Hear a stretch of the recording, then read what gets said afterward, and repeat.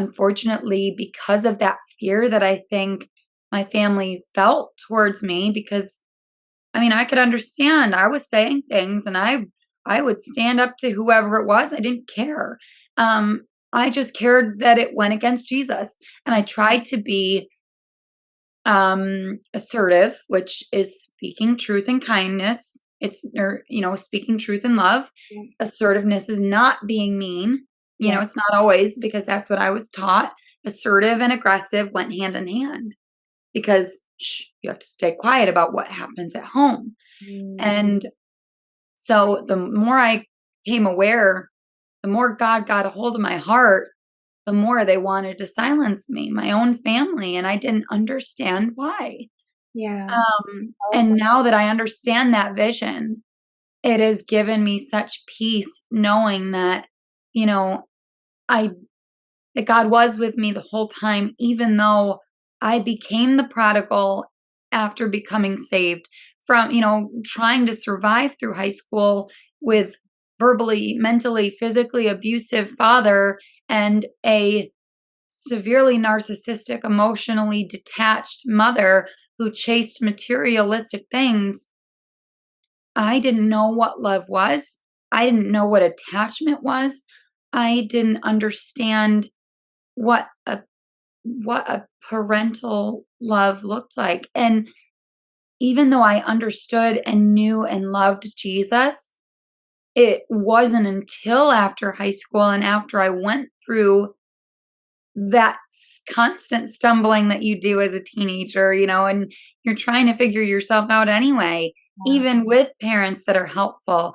I clung to any family that I could that resembled normalcy or love or God in any way, shape, or form. And, I ended up unfortunately moving out the 2 months after graduating high school because I wanted to go to a Christian college. Mhm. And even though there was financially the ability to help me, there was no help to be found because I was a girl. I have three younger brothers, and I had become the scapegoat. They spent thousands on my brother, who's 6 years younger than me, and for baseball. And yet I wanted to go to a Christian college and was made to feel as though I wanted to go just party away my degree. And I ended up getting, just by the strength of God, because by that point I had been such doormat, and I had my youngest brother was only 4. He was 4, no, 2, 2 when I moved out. Because there is more age difference between he and I than there is between my mom and I. So I became his mother. Mm. And I had to leave him, I had to leave the other 2, and, I literally showed up at a friend's doorstep because I didn't have a phone. My phone was shut off. I didn't know it then, but I didn't have plates on my car because he had taken them off.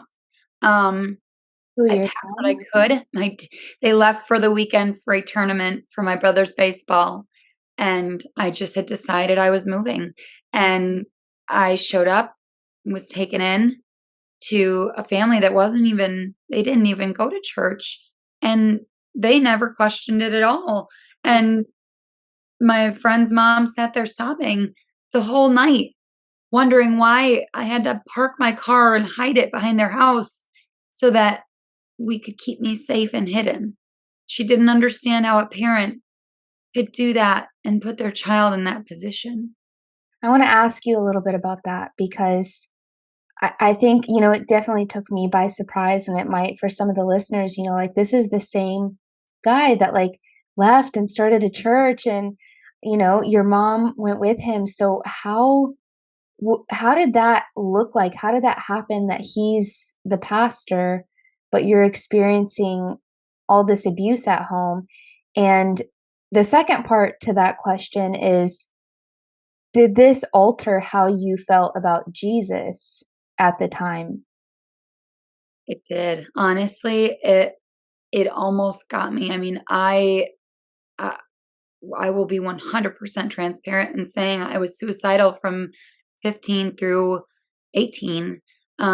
I just didn't think I could do it anymore because I had seen such a drastic change in him. And I think what I witnessed in him is what I think a lot of people that have experienced church hurt from pastors can relate to, is that a pastor is a human, just like anyone else. They have more responsibility, but they are, in my opinion, they seem to be tempted even harder.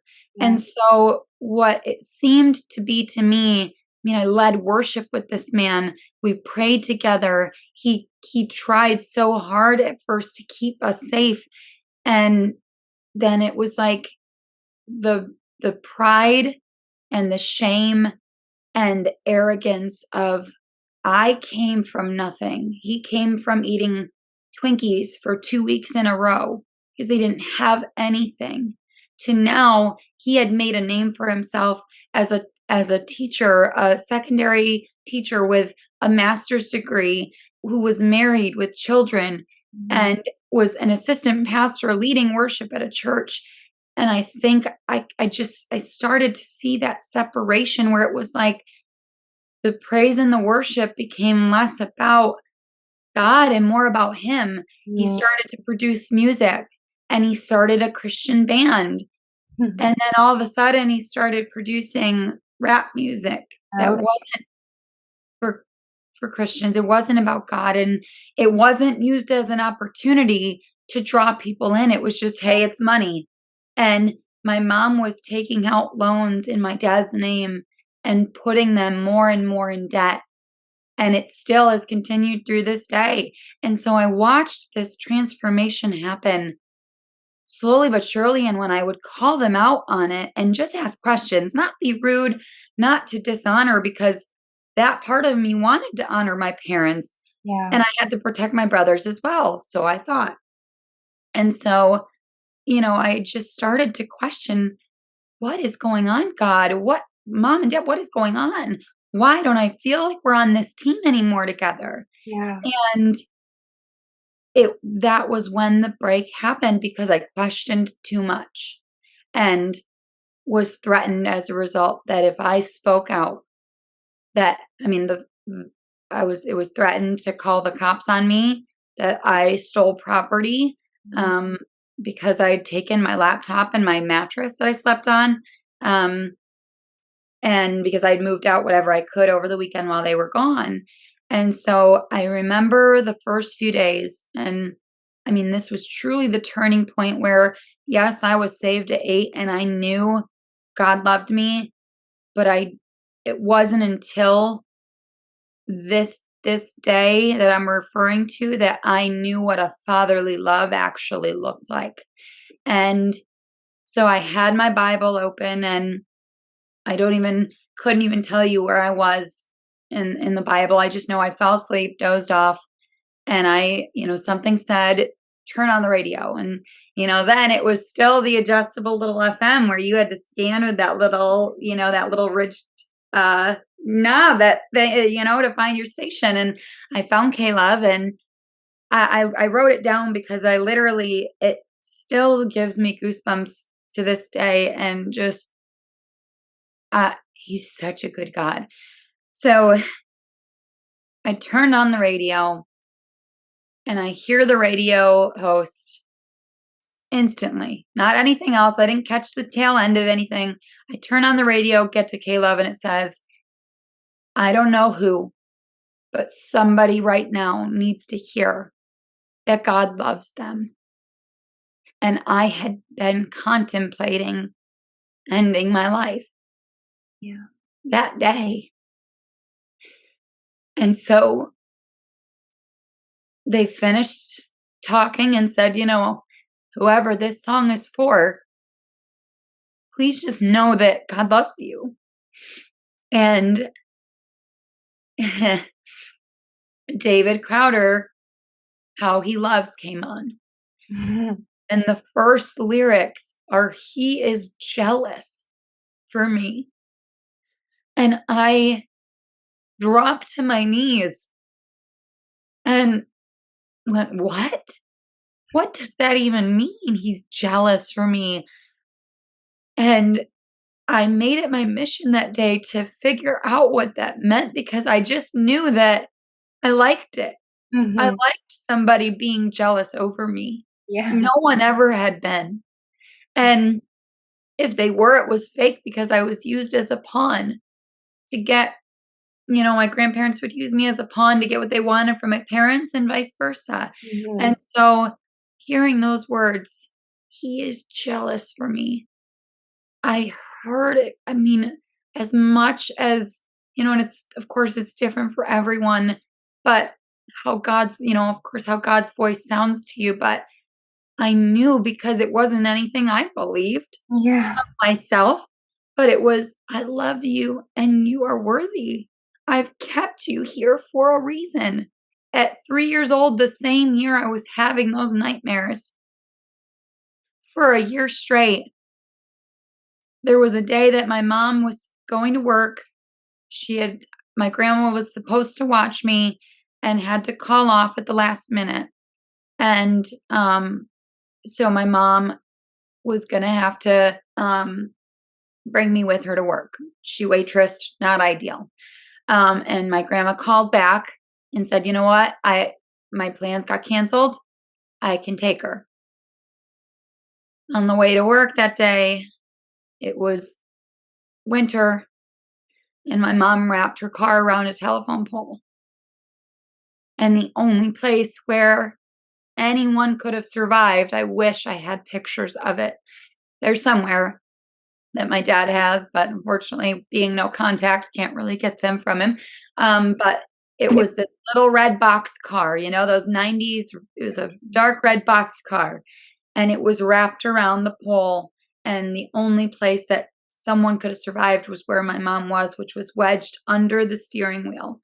My car seat was completely crushed into smithereens and would have been dead. There's no ifs, ands, or buts about it. I would have been dead. Mm. And that's just one of the car accidents that I've been in that I should have been dead.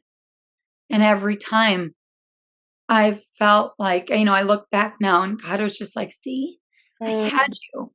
And that all encompassing moment of hearing he is jealous for me, Yeah. it was like, "This is why, Devin, this is why I've been fighting for you. Do you see why I won these battles for you? It's because I love you. It's because I want you here. It's because I have a purpose that you will fulfill, and you're not going to understand it right now." Yeah. And that was 13 years ago. I just turned 31, and I'm just starting now to understand some of his promises.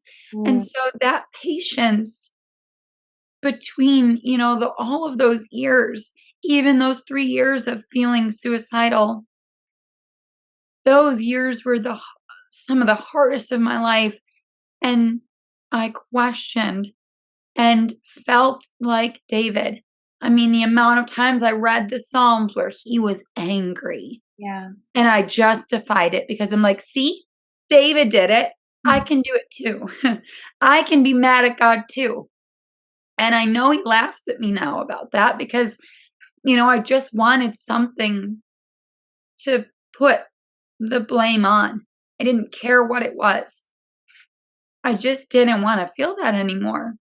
And so hearing those words, being set free, finding the strength that God gave me to move out despite being threatened by the people that gave me life and fought for me to have that life, which didn't make any sense to me.